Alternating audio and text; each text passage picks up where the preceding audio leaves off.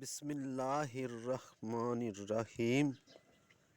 رسول اللہ صلی اللہ علیہ وآلہ وسلم نے فرمایا کہ حیا کی صفت صرف بہتری لاتی ہے، یعنی حیا کی صفت وہ صفت ہے جو بھلائیوں کا سر چشمہ ہے۔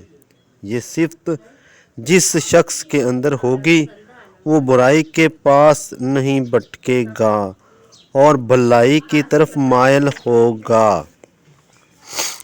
امام ابو زکریا محی الدین یحییٰ بن اشرف النووی الشافعی رحمۃ اللہ علیہ نے ریاض الصالحین میں حیا کی حقیقت بتاتے ہوئے لکھا ہے، حیا ایک صفت ہے جو انسان میں برے کام نہ کرنے کا جذبہ ابھارتی ہے اور حقدار کے حق کی ادائیگی میں کوتاہی سے روکتی ہے۔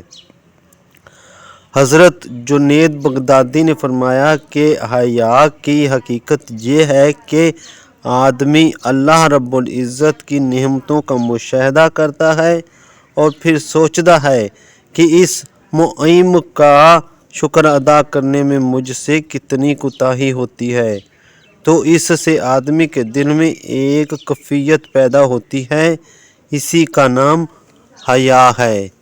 وَمَا عَلَيْنَا إِلَّا الْبَلَاغُ الْمُبِينُ۔